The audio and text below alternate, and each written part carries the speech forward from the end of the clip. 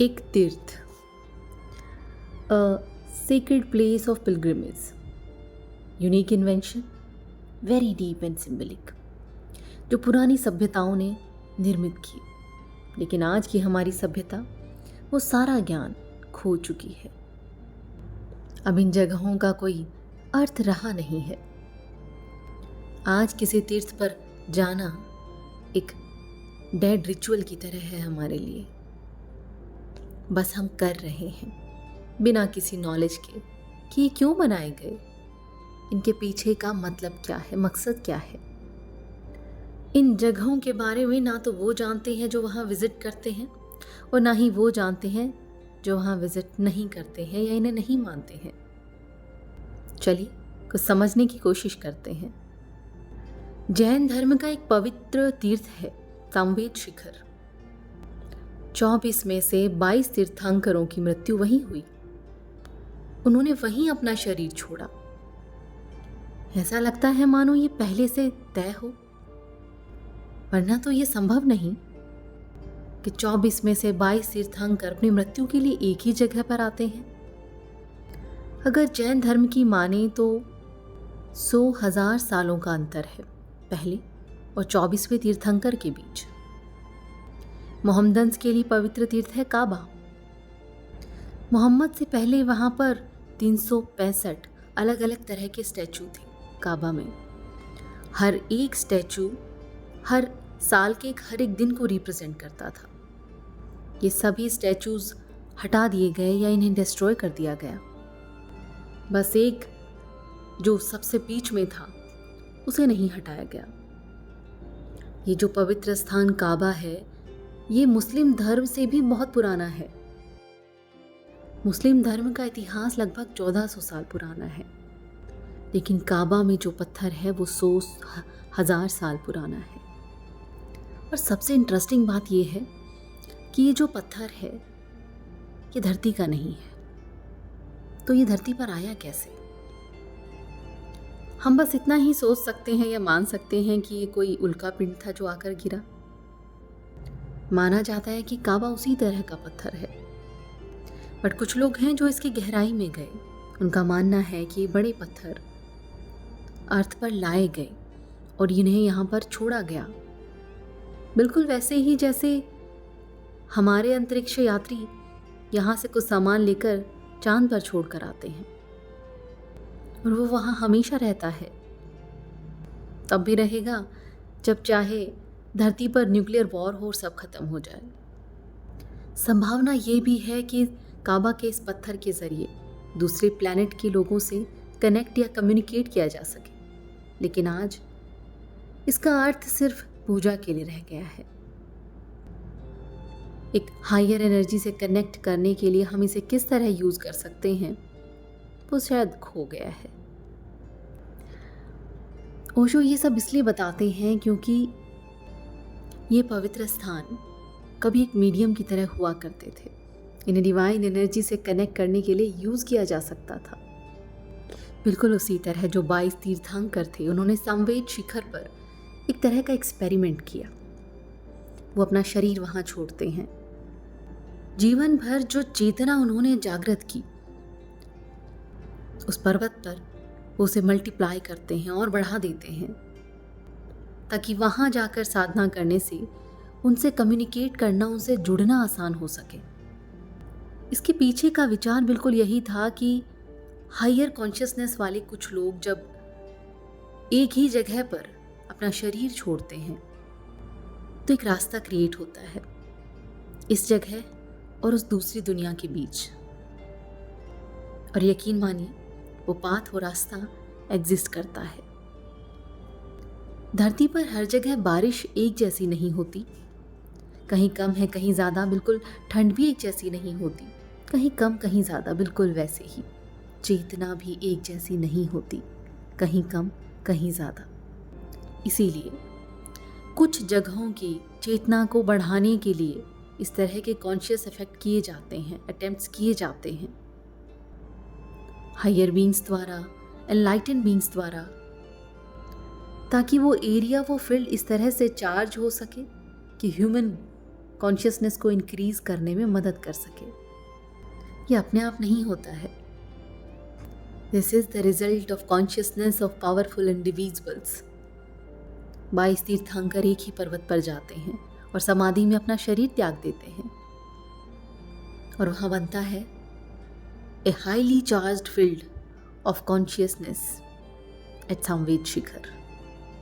और अगर उन 22 तीर्थंकरों द्वारा दिए गए मंत्र बैठकर वहां पर कोई चैंटिंग करता है, उसके लिए आउट ऑफ बॉडी एक्सपीरियंस एकदम से हो जाता है।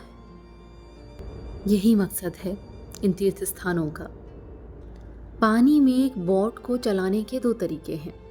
पहला, बिना पतवार के उस डायरेक्शन में उसे छोड़ दो जिधर हवा जा रही है, वो अपने आप जाएगा। दूसरा, जब हवा नहीं है और पतवार से हमें उसे चलाना पड़ता है। तो ये जो तीर्थ स्थान हैं, ये वो जगह हैं जहाँ पर चेतना अपने आप फ्लो करती है हवा की तरह, और जब तुम उस हवा में जाते हो तुम अपने आप बहते चले जाते हो, तुम्हें पतवार की ज़रूरत नहीं पड़ती। उदाहरण के लिए, अगर तुम किसी ऐसी जगह पर बैठते हो जहाँ पर बहुत सारी नेगेटिव इमोशंस हैं, या मानो जहाँ जानवरों को मारा जा रहा हो, काटा जा रहा हो, तो तुम्हारे दिमाग में पूरे दिन एक स्ट्रगल, एक कन्फ्लिक्ट अपने आप क्रिएट हो जाएगा। जब आप मेडिटेशन करने बैठते हैं तो आप और ज़्यादा रिसेप्टिव, ओपन फॉर्म में आ जाते हैं, आप वल्नरेबल हो जाते हैं। जो भी आपके आसपास हो रहा होता है वो आपके अंदर एंटर हो जाता है। तो जब आप मेडिटेशन करते हैं, ये ज़रूरी है कि उसके लिए एक सही जगह का चुनाव हो, ताकि वो आपको एक गलत डायरेक्शन में ना लेकर जाए। अगर आपको लगे कि कहीं बैठकर ध्यान करने से डिस्टर्बिंग थॉट आते हैं, नेगेटिव इमोशन आते हैं, तो उस जगह से हट जाइए।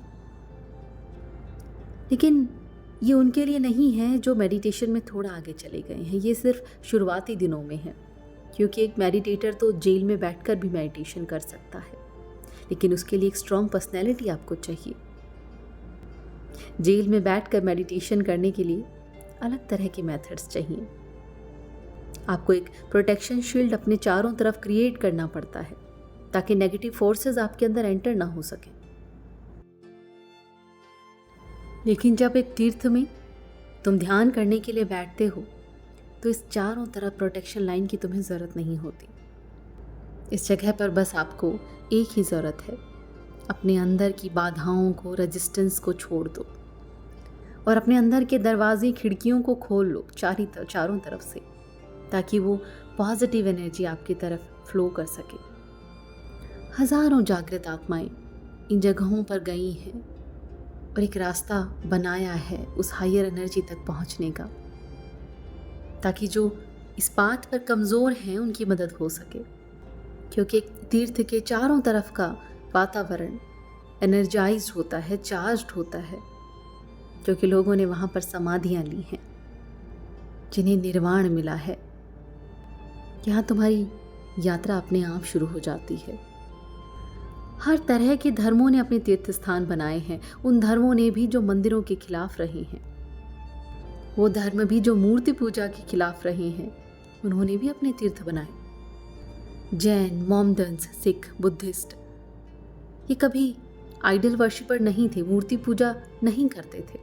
शुरुआत में बुद्धिस्ट भी, लेकिन फिर भी सब ने अपने तीर्थ बनाए। उन्होंने बनाने ही पड़े, क्योंकि जब तक ऐसी जगह नहीं है तब तक धर्म का मतलब नहीं है। क्योंकि एक कम्युनिटी इसी तरह से बनाई जा सकती है। अगर इस कम्युनिटी का कोई तीर्थ नहीं है तो उसके होने का मकसद नहीं है, उसे लोगों तक पहुंचाना मुश्किल है।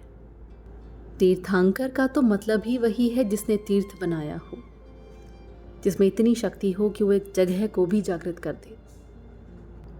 ईश्वर के धरती पर जन्म लेने से बड़ी घटना है तीर्थंकर। क्यों? अगर एक दैवीय एनर्जी इंसान के शरीर में आती है धरती पर रहने के लिए, अच्छा है, लेकिन अगर एक इंसान दूसरे कमज़ोर लोगों के लिए उस ईश्वर तक पहुंचने का रास्ता बनाता है, तो वो कितना बड़ा है। अब तीर्थ के दूसरे महत्व को समझने के लिए कुछ आल्केमी के बारे में समझते हैं। आल्केमिस्ट कहते हैं कि वाटर कन्वर्ट होकर स्टीम बनता है, स्टीम वापस कन्वर्ट होकर वाटर बनता है, वाटर वापस कन्वर्ट होकर स्टीम बनता है। अगर ये प्रोसेस बार बार रिपीट होता रहता है, हज़ारों बार, तो ये जो वाटर बनता है इसकी क्वालिटी बहुत डिफरेंट हो जाती है ऑर्डिनरी वाटर से। शुरू में जब ये कहा गया तो एक मजाक की तरह लिया गया कि एक पानी ही तो है, इसमें क्या बदलाव आ सकता है। अगर डिस्टिल वाटर को बार बार उस प्रोसेस में लेकर जाते हैं तो क्या डिफरेंस आता है, वाटर तो डिस्टिल ही रहेगा। लेकिन अब साइंस भी इसे एक्सेप्ट कर चुकी है कि पानी में कुछ बदलाव आते हैं। आपके शरीर में 70% पानी है और उसका जो केमिकल कंपोजिशन है वो बिल्कुल समुद्र की तरह है।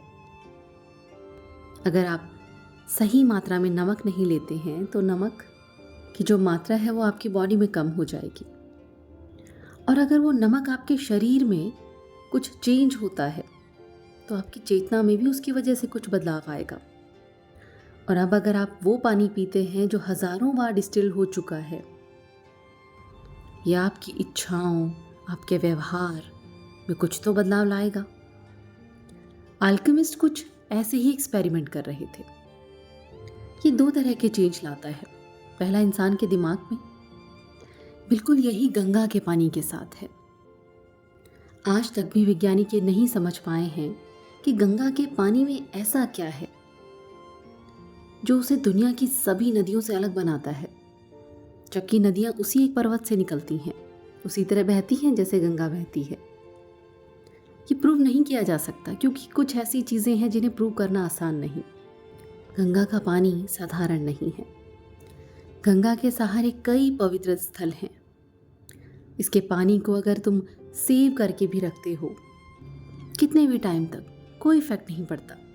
लेकिन अगर किसी नॉर्मल नदी के पानी को आप सेव करके रखते हैं, ये स्मेल करने लग जाएगा। कितनी ही लाशें इसमें डाली जाती हैं, कितनी गंदगी डाली जाती है, लेकिन फिर भी ये नदी सब सोख लेती है। एक और अमेजिंग बात ये है, हमारी जो बोन्स हैं वो पानी में डिसॉल्व नहीं होती, लेकिन गंगा के पानी में कुछ ऐसा है कि वो हो जाती है। जो भी हम उसमें डालते हैं बहुत जल्दी डिसइंटीग्रेट हो जाता है। गंगा बाकी साधारण नदियों की तरह किसी पहाड़ से नहीं बहती है, इसे बहाया जाता है। इस प्रोसेस को आसानी से समझा नहीं जा सकता। गंगोत्री कहा जाता है जहाँ से गंगा निकलती है, एक बहुत छोटा सा पॉइंट है, लेकिन ये रियल सोर्स नहीं है। जो रियल सोर्स होता है वो हमेशा बचा कर छुपा कर रखा जाता है ताकि वो प्रोटेक्टेड रहे। तीर्थयात्री जो वहाँ जाते हैं, जो रियल गंगोत्री है वो हमेशा से छुपा हुआ है, हजारों सालों से कोई नहीं जानता। जहाँ आप जाते हैं वो तो सिर्फ उसका एक प्रतिरूप है। असली तीर्थ तक तो सिर्फ एस्ट्रल ट्रैवल ही किया जा सकता है। आपकी फिजिकल बॉडी के साथ वहाँ जाना संभव नहीं। कभी आपने सोचा है कि हिंदुओं के लगभग सभी तीर्थ स्थान नदियों के किनारे हैं, जबकि जो जैन हैं उनके तीर्थस्थल पहाड़ों पर हैं, रूखे सूखे पहाड़ों पर, बिल्कुल ड्राई, जहां कोई ग्रीनरी ना हो। जैन धर्म ने हिमालय को भी इग्नोर कर दिया, लेकिन उन्हें सिर्फ सूखे पहाड़ चाहिए थे जहां पर तेज गर्मी हो, चिलचिलाती धूप। इसका भी कारण है क्योंकि जिस अल्केमिकल एक्सपेरिमेंट से ये धर्म गुजरता है उसका आधार है फायर, अग्नि, शरीर की अग्नि, जबकि जो हिंदू धर्म है उसका आधार है पानी, एलिमेंट ऑफ वाटर। और दोनों ही धर्मों की अपनी अलग चाबियां हैं। हिंदू धर्म सोच ही नहीं पाता कि उनके तीर्थस्थल बिना पानी के हों, जहाँ नदी ना बहती हो, जहाँ हरी भरी हरियाली ना हो, क्योंकि उनका एक्सपेरिमेंट का आधार है पानी। रास्ते दोनों ही सही हैं, बस अल्केमिस्ट अलग हैं। हिंदू स्क्रिप्चर्स और जो साधु हैं वो वाटर एलिमेंट पे जोर देते हैं। हिंदू सन्यासी सही मात्रा में दूध, दही, बटर ये सब लेते हैं ताकि बॉडी में मॉइस्चर बना रहे। अगर मॉइस्चर नहीं होगा तो जो हिंदू तत्व है, जो हिंदू मंत्र हैं, जो हिंदू विधि है पूजा की, वो उस तरह से काम नहीं करेगी। और वैसे ही दूसरी तरफ जैन, वो सूखे रहते हैं। जैन धर्म के जो मॉन्क है वो नहाना भी नहीं पसंद करते, उन्हें ड्राई रहना है, उसी स्टेट में रहना है। इसके पीछे का कारण है, शायद वो आपको समझा ना पाए, लेकिन क्योंकि उनके धर्म की जो चाबी है उसका आधार है फायर, बॉडी में फायर क्रिएट करना। पानी डाला जाएगा तो वो फायर कम हो जाती है। इसीलिए उनके तीर्थ स्थान भी ऐसे पहाड़ों पर होते हैं जो रूखे सूखे हो, जहाँ बहुत तेज गर्मी हो, ताकि शरीर का तापमान बना रहे। सभी धर्म फास्टिंग पर जोर देते हैं, लेकिन जैन धर्म में फास्टिंग में पानी भी नहीं पिया जाता। जहाँ तक हो सके वो पानी अवॉइड करते हैं। कुछ से पूछोगे तो कहेंगे कि इससे जर्म्स और कुछ जो छोटे छोटे जीव जंतु होते हैं वो मरते हैं, लेकिन कारण ये नहीं। कारण ये है कि उस फायर एलिमेंट को बनाए रखना है, उसे इंक्रीज करना है। महावीर का रास्ता यही था। जितना कम पानी पिया जाए ये ब्रह्मचर्य को बनाए रखता है, सीमेन ड्राई हो जाता है। और ये महावीर का रास्ता है जिस पर जैन चल रहे हैं। हमारे शरीर में 5 तत्व हैं, 5 एलिमेंट्स। और जब आप स्पिरिचुअल जर्नी पर जाते हैं किसी एक एलिमेंट को आधार बनाकर, तो दूसरे एलिमेंट को कम किया जाता है ताकि वो बैलेंस बना रहे। तो अगर आप अग्नि तत्व पर जोर देते हैं तो वाटर एलिमेंट को, पानी तत्व को कम करना पड़ेगा ताकि वो अग्नि शरीर के अंदर से जले। वैसे ही गंगा है। Ganga is a deep chemical experiment. Ganga में जब आप नहाते हैं तो वो अपने आप में एक तीर्थ है। ऐसा नहीं है कि आपके कर्म नष्ट हो जाते हैं, लेकिन जो वाटर एलिमेंट आपकी बॉडी में है वो ट्रांसफॉर्म होता है। पुरानी जो सभ्यताएं हैं उनके लिए इजिप्शियन पिरामिड एक तीर्थ रहे हैं। इन पिरामिड्स की एक खास बात यह है कि इनके अंदर बिल्कुल अंधेरा है। अब उस समय इलेक्ट्रिसिटी तो नहीं थी, लगभग 10,000 सालों पहले वो बनाए गए। शायद मशालें जलाकर उनके अंदर गए हों, लेकिन वहाँ पर इस तरह के स्मोक के या कैसे भी निशान नहीं हैं। पिरामिड के अंदर के रास्ते बहुत लंबे हैं, बहुत ट्विस्ट और टर्न है, एकदम अंधेरा, कोई इलेक्ट्रिसिटी नहीं। इस तरह से क्यों बनाया गया, यह आज भी एक अनसुलझी पहेली है। वो सच में तीर्थ थे। ये अग्नि तत्व के साथ एक एक्सपेरिमेंट है। ऐसे लोग पिरामिड के अंदर जाने के लिए क्वालिफाइड हैं जिनके शरीर से अग्नि निकलती हो। ना इलेक्ट्रिसिटी की ज़रूरत, ना टॉर्च की, ना मसालों की। उनके शरीर की लाइट ही बहुत है पिरामिड के अंदर जाने के लिए। लेकिन वो अग्नि सिर्फ कुछ स्पेशल साधना से ही जल सकती है। सभी जो तीर्थ हैं उनका अपना एक म्यूजिक है। सच बताऊं तो ये म्यूजिक साधकों द्वारा ही बनाया गया। डांस भी मंदिरों से ही निकले हैं। ये तीर्थ वाकई में एक बहुत बड़ा एक्सपेरिमेंट है। साल के किसी स्पेशल दिन पे 100, हजारों, कितने ही लोग इन तीर्थ पर पहुंचते हैं एक साथ, एक ही इच्छा से, एक ही एनर्जी के साथ। ये एक तरह की एनर्जी, एक प्रेयर, एक एम, एक कॉन्शियसनेस, चेतना का पुल बनाता है। फिर वो अलग अलग इंसान नहीं रह जाते, वो एक संगठित चेतना हो जाती है। बिल्कुल वैसे ही कुंभ का मेला है। उसे किसी एक इंसान को आप अलग नहीं देख सकते, वो पूरी एक चेतना है। जब हर एक इंसान की एनर्जी सेम हो तो वो मिलकर उस एम के साथ एक पाथ बना देती है। और इतनी बड़ी चेतना उस डिवाइन एनर्जी को अपनी ओर खींचने में कामयाब ज़रूर होती है। तो कुछ बड़ा होता है, शायद वो दिखता नहीं, लेकिन कुछ बड़ा होता है। एक साथ ग्रुप में जब ध्यान किया जाता है या प्रेयर की जाती है, उसके पीछे का कारण यही है। अकेले बैठकर प्रार्थना करना तो बहुत बाद में आया है, जैसे जैसे ईगो बढ़ने लगा। पहले इंसान एक साथ एक ग्रुप में प्रार्थना करते थे इस दुनिया के लिए, लेकिन वो प्रार्थना आज खो गई है। आज प्रार्थना अपने आप के लिए हो गई है, स्वार्थी हो गई है। आज इस तरह लोग इकट्ठा होकर उस डिवाइन एनर्जी को नहीं बुलाते हैं, लेकिन तीर्थ हैं जो आज भी वो काम करते हैं, क्योंकि जाने अनजाने सब वहाँ एक ही उद्देश्य के साथ जाते हैं और एक साथ वहाँ प्रार्थना की जाती है।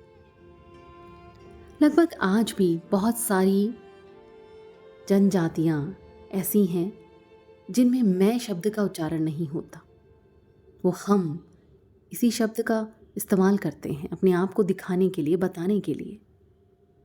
एक और बात जो तीर्थ को लेकर समझनी चाहिए वो है कि उदाहरण के लिए अगर जीसस कहते हैं कि उनके सामने जब जाकर अपने पाप कबूल करते थे और जीसस आपके सर पर हाथ रख देते थे और कहते थे कि जाओ तुम्हारे सारे पाप माफ़ किए, तो वो माफ़ हो जाते थे।